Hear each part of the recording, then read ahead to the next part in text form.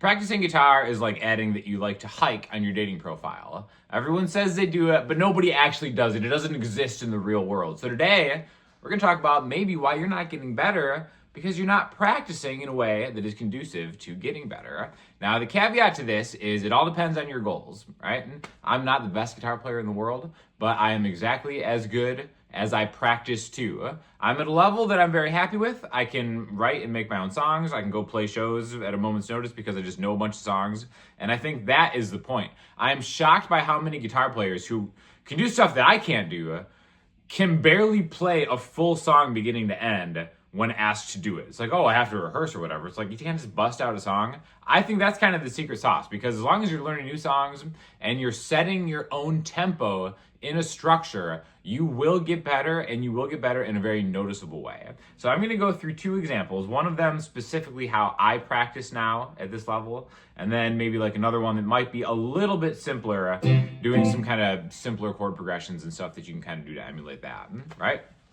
So what I do now is, because, I'm in a band now and I've been doing more performance stuff, is I'll run through my own material, my own songs, chord progressions, but I'll try to play them in different ways, okay? So for instance, we have this song called Underwater that basically it's D major 7, F sharp minor 7, E7, A major, E major, right? So that's the chord progression. It's not super crazy. It's basically, if we're thinking about this in the key of A, it would be a 4, 6, 5, 1.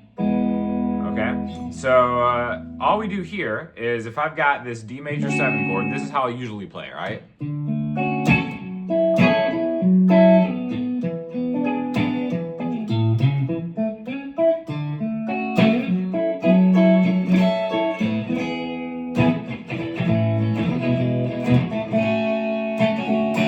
And for me, when I'm practicing, it's like, all right, I never want to play the same thing twice. And again, this is to taste. Maybe you're the type of player who wants to really play things note for note all the way through. I have more of a loose approach to just kind of like learning, teaching, and playing in general. So I always want to keep it moving, keep it going, right? So it's not boring. A lot of my stuff is acoustic accompaniment. So it's like, all right, I'm trying to entertain myself just as much as the crowd for the most part. So what I'll do is like, all right, how can I come up with different ways to play that, right? D major 7, or just something around there. So what I might do is I'll start with a different chord voicing, right? So maybe I want to play this D major chord voicing, which is just 12 on the D string, 11 and 10, D, G, and B, right? So, and then I'll jump into another chord voicing, right? So that's why learning chord voicings is super helpful. You already know this one right here, even if you don't know it yet, because it's just a D major open chord, like the first one you ever learned, but just all the way higher up the neck. By the way, I'm using this new Enya Inspire guitar I got. I've got it plugged in. We're going to do a demo of this at the end using the built-in speaker, but this has been awesome because I can just carry this with me wherever and practice outside. The less amount of time I am in this room, which is kind of my workspace, the better. So that's why I just love bringing this, downstairs, outside, whatever. Built-in speaker is huge. Thank you to Enya for sending this guitar over. We're going to talk more about this as the lesson goes on. But we've got this chord voicing. Okay, so 1, 2, 3, 4, 5, 6. That's just a replacement for a 1, 2, 3, 4, 5, 6, right? Then I can go right to my same. And then, let's do that in context. So the first time around,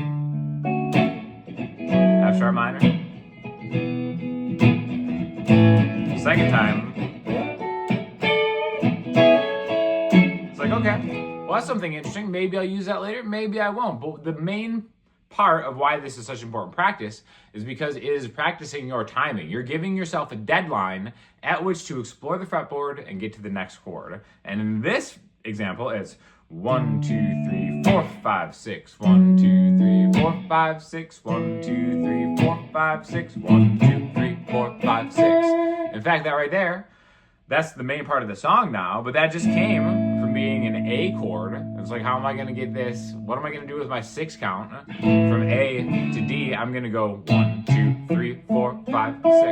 A very simple arpeggio, right? It's just 5 to 9. There's a 1, 3, 5, in this chord, and then I'm just gonna repeat it. But the nice thing is it kind of leads me back into the first chord.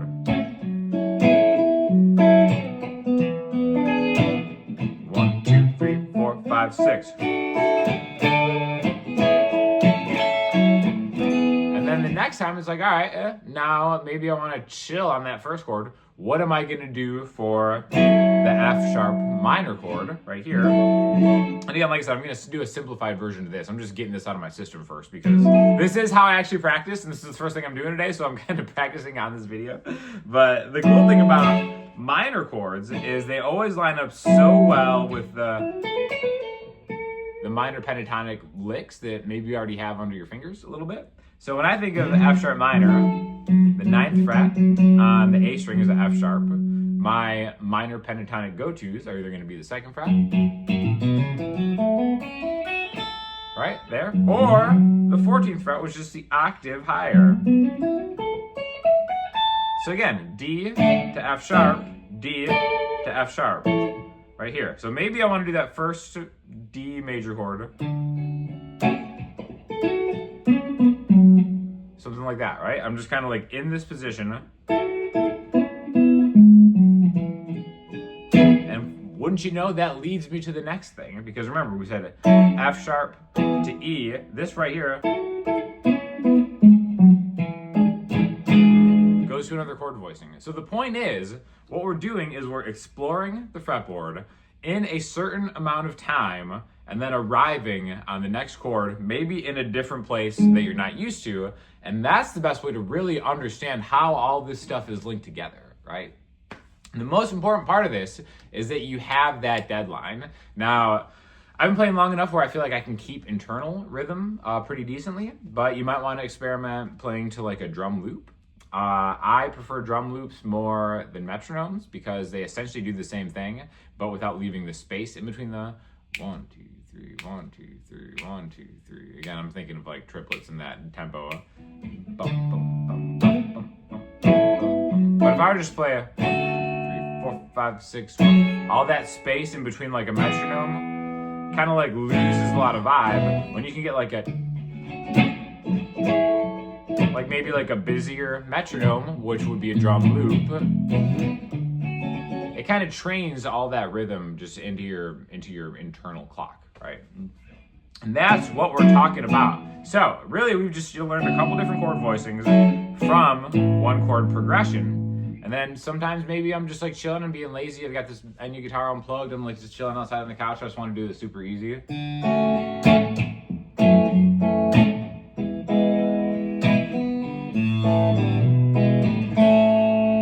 Barely move my hand.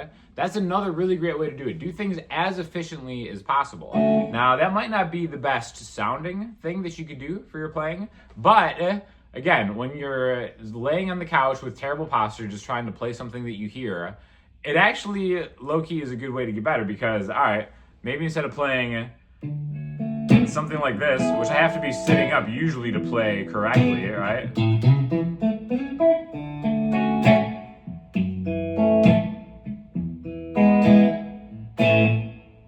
D, major 7, F sharp, minor 7, E7, A, E, D.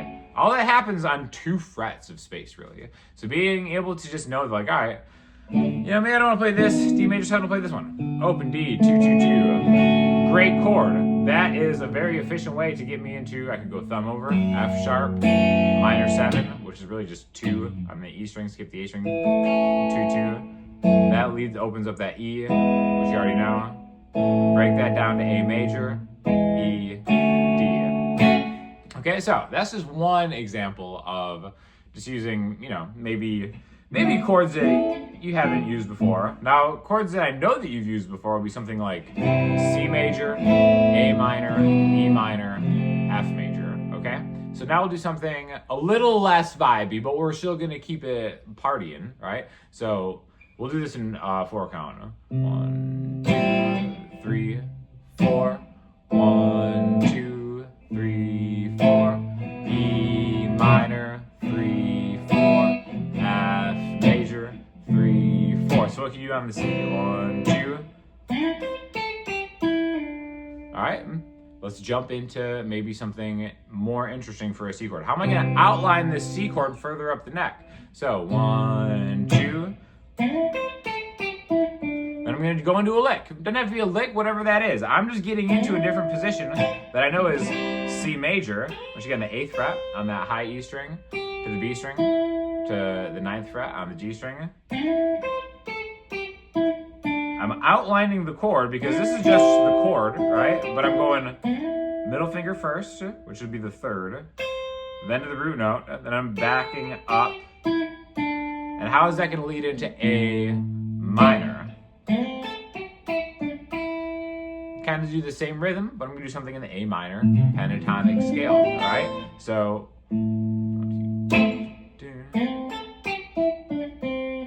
I'm still doing this in 6, so whatever. I can't get it out of my head. I'm just a 3/4 guy. 1, 2, 3, 4, 5, 6. A minor, E minor. There's another thing, right? E minor. I'm gonna slide to the E on the A string,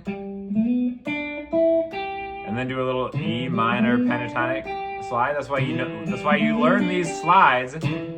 7 A, 5, 7, 9 D. Line it up with 7 on the G string, and then end it 8 on the B string.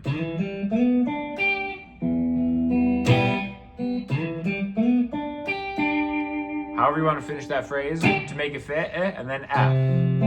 We'll do another for F major 7 or F major. We'll do the regular chord voicing, and then we're gonna do something a little more rhythmic at the end. And I think this is kind of like a trick that I just picked up just doing my own stuff, where if you keep doing line, if you go chord, line, it'll eventually start to sound like you're just playing a chord and you're playing a scale, right? C, A minor, E minor,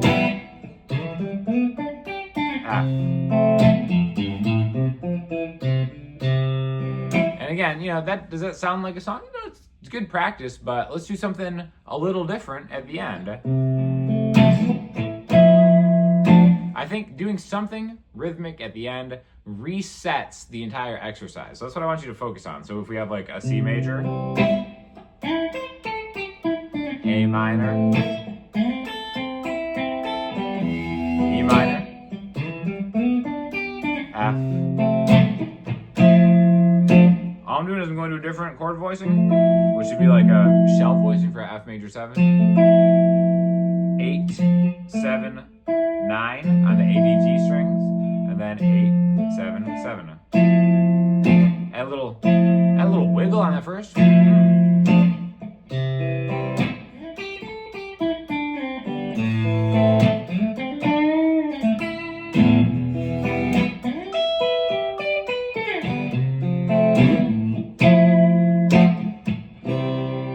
Again, awesome, great practice, because you're doing it on time and you're just checking a lot of stuff out. And we're rocking it with the ending guitar. I can unplug this with this silent cable, make no noise, and I still have a speaker that I can rock the whole thing out with.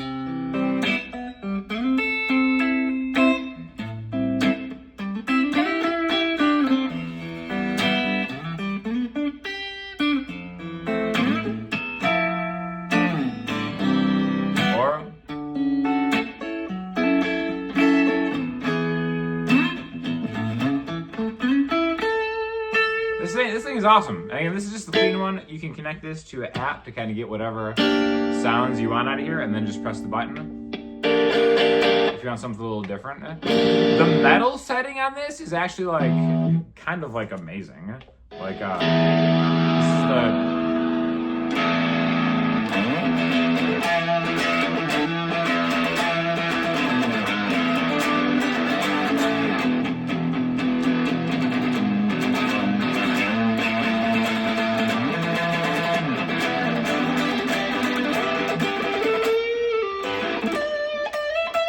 listen to that. That is so awesome. These are on sale for like the best price that I've seen them on. So I'll have an affiliate link in the description, because I just Now I kind of like playing it without the amp more because of the effect.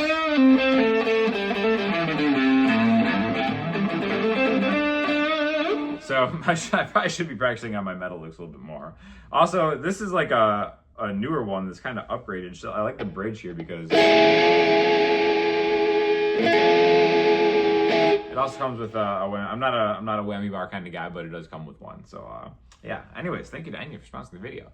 Let me know if you found this helpful at all, and I can maybe go through more of a kind of specific practice routine to kind of show you how you can maybe break those up. But really, there's no super secret to it. It's just learning different chord voicings all over the neck, but then giving yourself a way to just 1, 2, 3, 4, 5, 6, 1, 2, 3, 4, 5, 6, just to lock in between those things, to give yourself a deadline, because then you're practicing your timing, you're learning songs, you're discovering new things, and then I think you'll find that your playing is going to get a lot better. So thanks for watching. Let me know if you have any questions. I'll talk to you all soon.